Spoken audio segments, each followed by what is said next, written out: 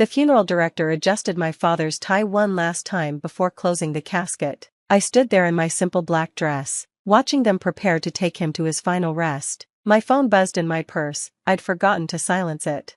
"I've changed your locks. This building is for respectable people only." The text was from Diane Morrison, my neighbor from Unit 4B. Attached was a photo of my apartment door with a shiny new deadbolt installed. My hands shook as I read her follow-up message. "Your loud music, strange visitors, and irregular hours are done. Pack your things from the hallway when you get back. Diane Morrison, Building Committee Chair." I almost laughed at the absurdity. Loud music? I was a classical pianist who practiced with headphones after 6 p.m. Strange visitors? Those were my father's hospice nurses coming to check on me after his death. Irregular hours? I'd been at the hospital and funeral home for 2 weeks straight. "Sophia, we're ready," the funeral director said gently. I slipped my phone back into my purse. My father deserved my full attention today. Diane Morrison could wait. The service was beautiful. My father, Anthony Reeves, had touched many lives as a high school history teacher. Former students, now adults with children of their own, came to pay their respects. They shared stories of how he'd inspired them, helped them through tough times, or simply made them laugh with his terrible history puns. "Your father was so proud of you," his best friend Carl whispered to me. "He talked about you constantly." His daughter, the financial genius who was going to change the world. I squeezed Carl's hand. Dad had been my biggest cheerleader when I left my corporate job to start my own investment firm. He'd even been my first client, trusting me with his modest retirement savings. That initial investment had grown enough to pay for his care during his final illness and still leave a substantial sum. What Carl didn't know, what nobody except my lawyer knew, was that my father had been far wealthier than anyone imagined. His frugal lifestyle and modest teacher's salary had hidden a brilliant investor who'd quietly amassed a fortune through decades of smart decisions. He'd left everything to me, including his crown jewel, the entire Rosegate Commons building where I lived. My phone buzzed again. This time it was building security. "Miss Reeves, there's a situation at your apartment. Mrs. Morrison is insisting we evict you immediately. She says you're trespassing." "I'm at my father's funeral," I said quietly, stepping away from the crowd. "I'll be there in 2 hours. She's quite insistent." "Ma'am, she's called the police." "Let her. I'll handle it when I arrive." I returned to the graveside service, watching them lower my father into the ground next to my mother. He'd bought these plots 30 years ago, always planning ahead, just like he'd planned ahead when he'd purchased Rosegate Commons through a shell company, maintaining his anonymity while ensuring he always had control over his home. The drive back to the building took 40 minutes. I could see the flashing lights from 2 blocks away. 3 police cars and building security were clustered outside the main entrance. Diane Morrison stood in the center, gesticulating wildly in her designer suit. I parked in my assigned spot, the one Diane had tried to have reassigned to herself 6 months ago, and walked calmly toward the commotion. "There she is!" Diane shrieked. "Arrest her, she's trespassing." Officer Bryant, whom I recognized from previous building disputes, looked tired. "Ma'am, we've been through this. She's a legal resident. You can't just change someone's locks. I'm the building committee chair. I have the authority to remove disruptive tenants." "No, you don't," I said quietly. Everyone turned to look at me.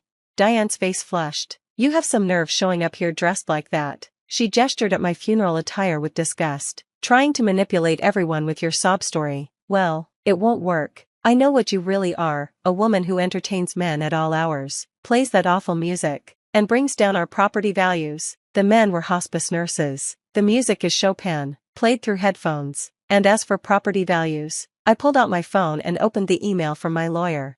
Building Security Chief James approached me with obvious relief. "Miss Reeves, I'm so sorry about this. I tried to explain to Mrs. Morrison that she has no authority to change locks. But it's all right, James. I know you were just doing your job." I turned to Officer Bryant. "I'd like to file charges for breaking and entering, theft, and harassment." Diane laughed shrilly. "You can't file charges against me. I'm the building committee chair. I've lived here for 15 years. You're just some nobody who moved in 2 years ago." "Actually," I said, pulling up the deed transfer on my phone, "as of yesterday, I'm the owner of Rosegate Commons, the entire building." The silence was deafening.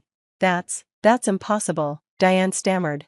James, the security chief, was the first to understand. His eyes widened as he remembered all the times he'd seen my father visiting. All the conversations we'd had about building maintenance and resident concerns.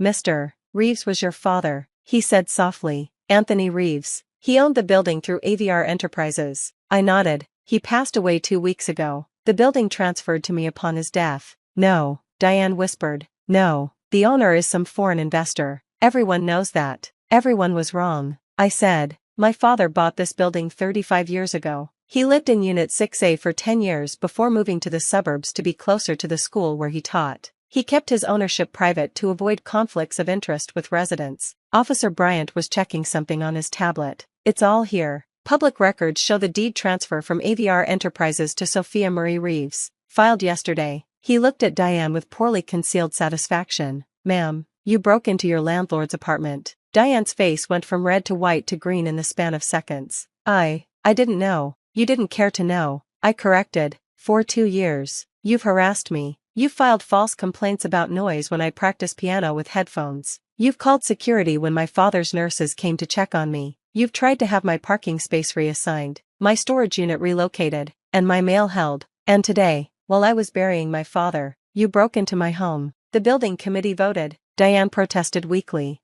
Show me the minutes. I said. Show me the vote where the building committee decided to break into my apartment. Her silence was answer enough. There was no vote. James confirmed. Mrs. Morrison acted alone. She came to me this morning with locksmith receipts and demanded I update our key records. I refused and told her it was illegal. That's when she said she'd handle it herself. I turned to the gathering crowd of residents who'd come out to watch the drama. Many of them had been victims of Diane's arbitrary rules and power trips over the years. As the new owner of Rosegate Commons, my first official act is to dissolve the current building committee. We'll hold new elections next month, with proper bylaws and limitations on authority. A cheer went up from several residents. Mrs. Chen from 3C actually applauded. Diane looked around wildly for support but found none. Even her usual allies, the Pembertons from 4A, were avoiding eye contact. Mrs. Morrison, Officer Bryant said, I need you to return Miss Reeves' keys immediately. I threw them away, Diane admitted. I didn't think she'd need them anymore. Then you'll need to pay for an emergency locksmith to restore her access tonight, the officer said. And you'll need to come with us to the station. You're arresting me? Diane shrieked. But I'm respectable. I'm on the hospital board. My husband is a partner at Morrison, Klein, and Associates. And you're also someone who broke into another person's home, Officer Bryant said, pulling out handcuffs. Turn around, please, as they led Diane away. She kept protesting about respectability and property values and the natural order of things. The other residents dispersed slowly, many stopping to offer condolences about my father and apologies for not standing up to Diane sooner. James stayed behind. Your father would be proud of how you handled that, he said. He always said you had a gift for staying calm under pressure. You knew him well? We played chess every Sunday morning in the lobby for 20 years. He never mentioned owning the building, but he always asked detailed questions about maintenance issues and resident concerns. Now I understand why. James paused. He talked about you constantly, said you were brilliant but too humble for your own good. Guess he was right. I had no idea you were the Sophia Reeves from Reeves Capital Management. I smiled sadly. He insisted I make my own way, not trade on his connections. I didn't even know he owned this building until last week when the lawyer read his will. What are your plans for it? Honor his vision, I said. He believed in community, in people taking care of each other. Diane turned the building committee into her personal kingdom. We're going to fix that. The locksmith arrived within an hour, and I finally entered my apartment. Everything was as I'd left it that morning except for a pile of my belongings that Diane had already removed, stacked haphazardly by the door. My father's photograph, the one I kept on the entry table, had been knocked over and the frame cracked. I picked it up carefully, looking at his smiling face. Well, Dad, I think I handled that with the grace and dignity you always preached, though I'm not sure having someone arrested counts as graceful. My phone rang. It was my lawyer. Sophia, I heard about the incident. Building security called me. Are you pressing charges? Yes. She needs to face consequences. Good. I've already fielded 3 calls from her husband's law firm trying to make this go away. They're offering to pay for damages and issue a formal apology. Not good enough, I said. She terrorized residents for years, using her position to bully anyone she deemed unrespectable. It ends now. The next morning, Diane's arrest made the local news. Building committee chair arrested for breaking and entering wasn't the headline she'd probably imagined when she woke up yesterday. Her husband's law firm issued a statement distancing themselves from her actions. But the real vindication came from the other residents. Mrs. Chen from 3C knocked on my door with homemade soup and a story about how Diane had tried to fine her for hanging a traditional Chinese blessing on her door. She said it wasn't in keeping with the building's aesthetic. Mrs. Chen explained, but it was a gift from my grandmother. Tom and Mark from 2F shared how Diane had tried to prevent them from adopting a child, claiming two men raising a baby would disturb the peace. They'd fought her for months before giving up and looking for another place to live.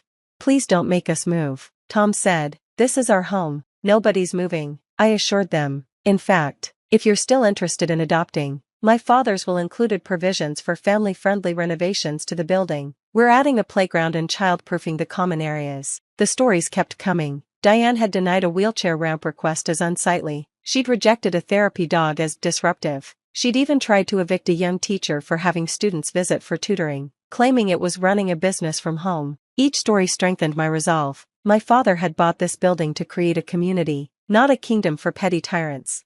The criminal case moved quickly. Diane's lawyer tried to argue it was a civil matter between landlord and tenant, but the prosecutor, who happened to live in a building with a similar HOA horror story, disagreed. Mrs. Morrison used her perceived authority to commit breaking and entering. The prosecutor argued she destroyed property, attempted theft, and showed premeditation by arranging the locksmith in advance. The fact that she chose to do this while Miss Reeves attended her father's funeral shows particular cruelty. Diane pleaded no contest to misdemeanor breaking and entering. She was sentenced to probation, community service, and ordered to pay restitution. The judge also issued a restraining order preventing her from holding any position of authority in any residential building for 5 years. But the real consequences came from the civil suit. My lawyer was thorough, documenting years of Diane's discriminatory actions as building committee chair. The hospital board quietly requested her resignation. Her husband's law firm suggested she take an extended sabbatical from their charitable foundation work. The building newsletter, which Diane had controlled with an iron fist, published its first free edition in years. The headline, "New Beginnings at Rosegate Commons." It featured interviews with residents about their hopes for the building's future and a tribute to my father, the secret owner who'd protected them from the shadows. I found evidence of his protection everywhere. Rent increases that Diane had pushed for had been mysteriously rejected by ownership. Renovation requests she'd denied had been quietly approved and funded. Every time she'd tried to evict someone for arbitrary reasons, the management company had found reasons to delay or deny her request. "Your father was a guardian angel," James told me. "Now I understand why he always seemed to know when someone was struggling." 6 months later, Rosegate Commons was transformed. The new building committee, elected fairly, included Mrs. Chen, Tom and Mark, and a rotating seat for newer residents. We'd installed the playground, added the wheelchair ramp, and created a community garden on the roof. Diane's unit went on the market after her divorce was finalized. Her husband, mortified by the scandal and furious about the impact on his firm's reputation, had left her for a younger associate who actually was everything Diane had accused me of being. The irony wasn't lost on anyone. I approved the sale to a young couple. She was a social worker. He was a freelance artist. Exactly the kind of unrespectable people Diane would have hated. They loved the building's new community spirit and immediately joined the gardening club. On the first anniversary of my father's death, we held a memorial in the lobby. Residents shared stories of his kindness, how he'd secretly paid for groceries when someone was struggling, how he'd arranged job interviews for unemployed residents through his teaching connections, how he'd made everyone feel welcome regardless of their background. He never wanted credit, Mrs. Chen said, just wanted to help. I stood before his portrait, which now hung in the lobby with a plaque, Anthony Reeves, teacher, neighbor, friend, a man who believed in community. My phone buzzed with a text from an unknown number. I almost ignored it, then recognized the area code. It was from the state where Diane had relocated.